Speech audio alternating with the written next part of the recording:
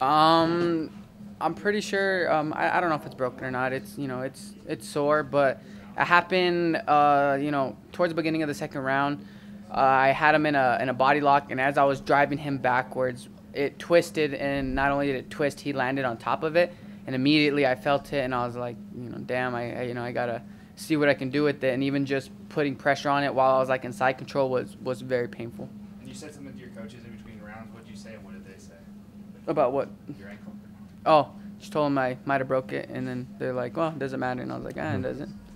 And so have you seen the doctors yet? I did. What'd they say about it? It just told me, no jumping jacks, no Okay. ice skating.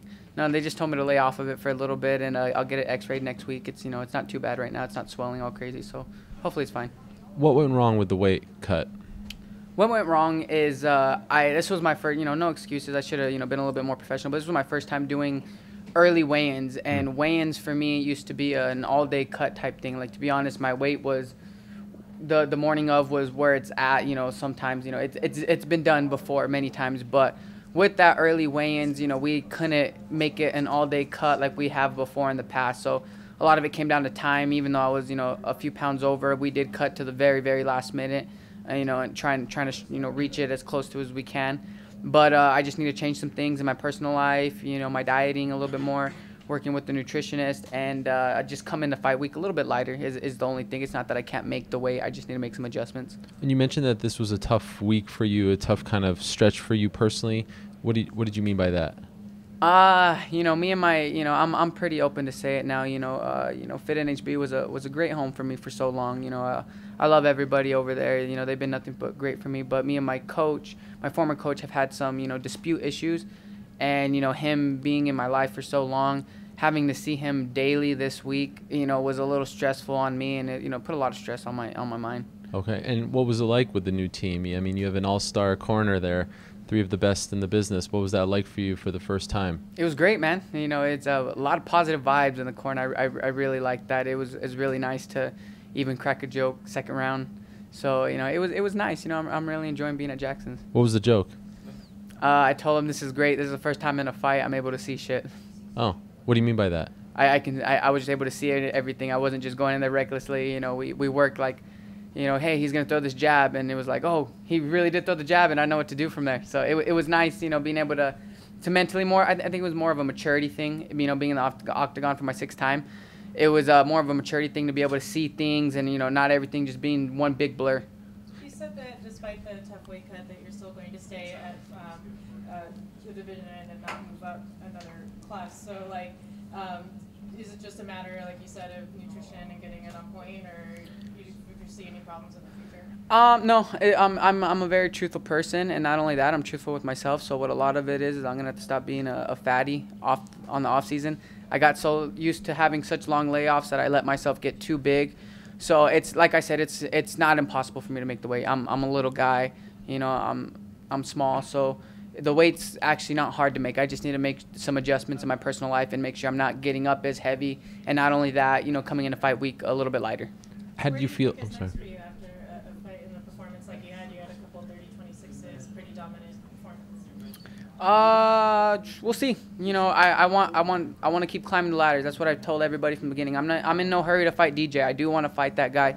He better keep the belt, by the time I get to him, which I imagine he's going to. But I'm in no hurry. If I got to take these guys out one by one, whether it's, going from 12 to 11 to 10, one by one, I'm only growing. I'm only 23 years old. I'm in no rush. So, just another good contender is what's next for me. You had to give up 30% of your purse, not the traditional 20%, because it was, 3.5 pounds and you're a flyweight. Were you, A, surprised that it was 30, and B, how do you feel about that? Do you feel like that's justified? It definitely sucked. 30% is not easy when it comes out of your purse. But to be honest, it was more important to me than not fighting. So whether they had to take 30% or not, regardless of the amount, it was more important for me to fight and get this win. I mean, although this is how I make my living. This is how I feed my family. I'd still have to, at the end of the day, go in there, fight, and win. Especially with the shaky year I've had this year. It was very important that I just go in there and fight. Money, I truly believe money is going to come more and more down the road. Did you have to after you missed weight, did you talk to Louis before to make sure he was good with it, or was it just a matter of getting the percentage right? Did you actually talk with him and maybe? I didn't talk with him. You know, I let my manager do that. Ollie, he's a great guy, great manager. I let him do that, make sure everything was squared away. I did go up to Louis in his camp and apologized. You know, I'm very sad. You know, I'm very happy to get this win over a tough guy, but part of it's not even enjoyable because they didn't make the weight. So I just made sure I apologized to Louis and his camp, and I thanked them for taking the fight. One thing I've always wanted to ask, especially the second half of this year, is with these early weigh-ins and then they do the ceremonial weigh-in.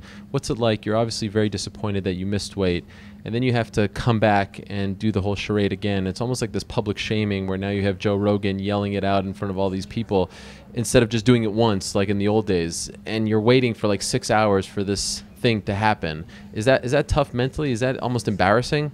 That was my first time experiencing it, and I think what made it a little bit worse is it wasn't like Ray Borg, you know, Ray weighs in 129.5. You know, that would have been like, you know, for the average friend, they're like, oh, okay, you know, he just weighed by a pound, or, you know, maybe that's the weight class. But it's when he's like 129.5, Ray Borg missed weight.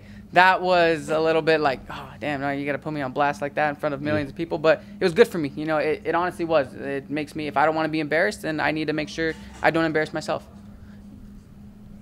Congrats. Cool. Thanks. Thank you guys. Thank you. Sir.